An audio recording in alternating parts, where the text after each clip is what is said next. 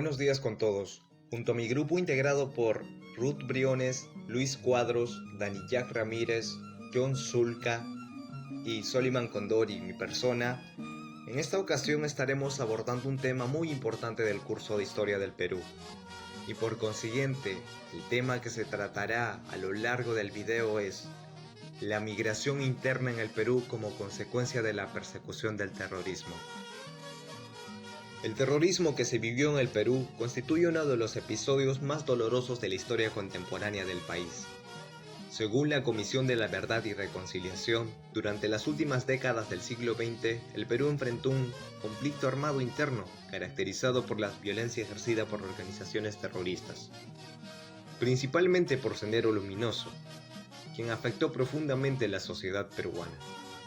Asimismo, las poblaciones rurales que fueron afectadas fueron de Ayacucho, Huancavelica, Apurímac y otras regiones, dejando a miles de víctimas, comunidades desplazadas y graves secuelas en la sociedad peruana.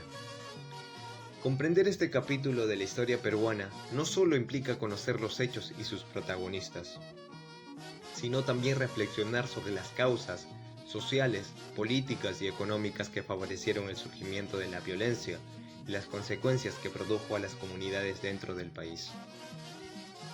Por lo cual hemos elegido 3 semanas que hemos estado avanzando en el curso de historia. La primera semana que relacionamos con nuestro tema es la semana 11, en la que estudiamos la crisis económica de los años 80. La elegimos porque la crisis empeoró las condiciones de vida de las familias desplazadas por el terrorismo, dificultando aún más su adaptación cuando llegaron a otras ciudades. Paso la voz a mis compañeros para que sigan con el desarrollo del video. A partir de este contexto, a la segunda sesión que seleccionamos para completar nuestro análisis es la semana 12, en la cual analizamos la lucha contra la subversión entre los años 1980 y 1990 y revisamos diversos testimonios sobre la época del terrorismo. Esta semana se vincula directamente con nuestro tema, porque nos permite comprender cómo el clima de extrema violencia y el miedo generalizado que impuso el accionar de Sendero Luminoso desarticularon por completo la vida cotidiana en las zonas rurales del país. Fue justamente este contexto de terror el detonante principal para que miles de familias campesinas tomaran la dolorosa decisión de abandonar sus hogares, sus tierras y sus comunidades, con el único objetivo de proteger sus vidas y la de sus seres queridos. Por otro lado, la tercera sesión que hemos elegido es la semana 14, donde estudiamos el declive del terrorismo y las consecuencias de la estrategia contrasubversiva en el país. Decidimos incluir esta semana porque nos ayuda a entender que el proceso de migración forzada no terminó de golpe con la derrota de las organizaciones subversivas. Las secuelas sociales y la destrucción institucional hicieron que las poblaciones desplazadas no pudieran retornar a sus lugares de origen, obligándolas a enfrentar un largo y difícil proceso de adaptación e integración en las nuevas ciudades que las recibieron.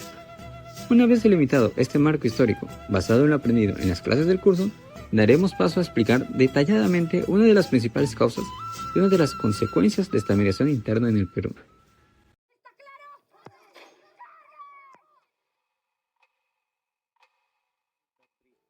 Así es. La principal causa de la migración interna durante el conflicto armado interno fue la violencia ejercida por la organización terrorista Sendero Luminoso. Según el informe final de la Comisión de la Verdad y Reconciliación, la región más afectada fue Ayacucho, seguida por Huancavelica y Apurímac, donde miles de familias se vieron obligadas a abandonar sus hogares debido a la inseguridad y el miedo constante. Sendero Luminoso, por su parte, buscaba imponer su ideología mediante la violencia.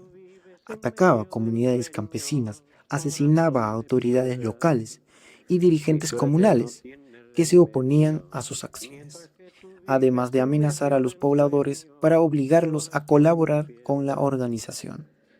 También reclutaba de manera forzada a jóvenes y menores de edad. La cámara está apuntada en su cabeza, ya está cargadito. Entonces me aplasta, me dicen, yo la aplasta. ¿Aún te queda familia, Carlos? No, ¿Estás solo? sí, solo estoy acá. Como explica el antropólogo Carlos Iván de Gregori, esta violencia destruyó la organización de numerosas comunidades campesinas y provocó el desplazamiento masivo de la población.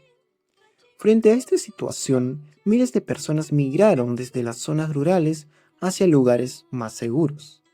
Lima fue el principal destino, aunque muchas familias también se desplazaron a ciudades como Huancayo, Ica, Cusco y Arequipa, donde buscaban protección y la posibilidad de reconstruir sus vidas con acceso a trabajo, educación y servicios básicos. El desplazamiento forzado da como consecuencia el crecimiento urbano desordenado, no solo en Lima, sino también en las capitales provinciales como Huamanga, Huancayo y en otras regiones. Esto da a establecerse nuevos asentamientos humanos y la población que ha sido forzada para poder migrar de la sierra peruana hacia las capitales por la persecución del Sendero Luminoso.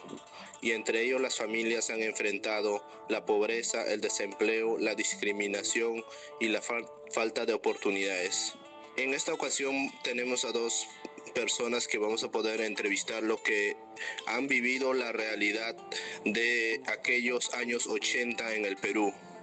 Estas dos personas, una de ellas tenemos una autoridad que ejercía como juez en un distrito que es llamado Los Morochucos, desplazado por amenazas por cumplir un rol de autoridad, ya que el Sendero Luminoso no le convenía que alguna autoridad ejerza su función. En aquellos tiempos un adolescente de 18 a 20 años que querían forzarlo para que pertenezcan a sus filas, pero él, al ser muy joven y tener unos padres que orientaron bien, no compartía estas ideas y también junto a toda su familia deciden migrar hacia la ciudad de Lima. En esta oportunidad nos encontramos con el señor Julián de la Cruz, que tuvo un rol como autoridad del distrito de Los Morochucos, siendo juez en los años 80, en los inicios del terrorismo.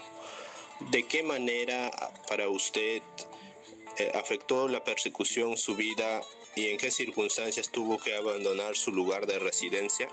Prácticamente el terrorismo nos amenazaba matar no solamente a mí. Yo he sido 8 años en el distrito de los Morochucos, provincia de Cangallo, como juez. Y primeramente he venido solo y mi esposa y mis hijos que han quedado en el distrito de los Morochucos estaban en peligro y posteriormente ya vinieron mis familias. Como segunda pregunta tenemos, después de emigrar, ¿cuáles fueron las principales dificultades para usted y para su familia enfrentaron para reconstruir su vida en otro lugar y qué apoyo recibieron del Estado? Prácticamente era muy dificultoso viajar a otra ciudad por animarse de los terroristas, tanto la familia, tanto yo. Entonces yo vine a la ciudad de Lima. En la ciudad de Lima me llegué a una casa a alquilar y vivir ahí.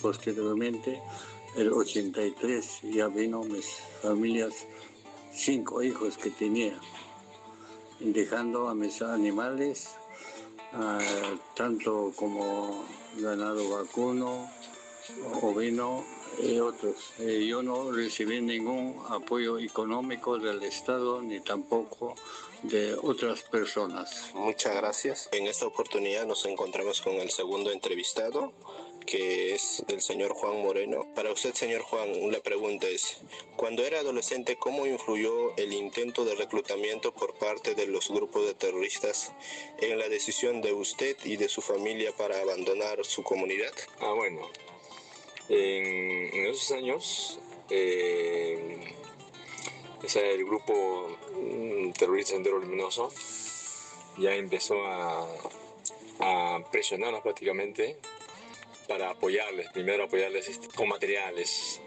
luego ya nos obligaban a ir a reuniones, participar en en sus rondas, según ellos decían, ¿no? En sus rondas, visitar otras comunidades. Poco a poco ya pues empezaron a presionar, más y más, ya con amenazas o sea, con represalia, ¿no?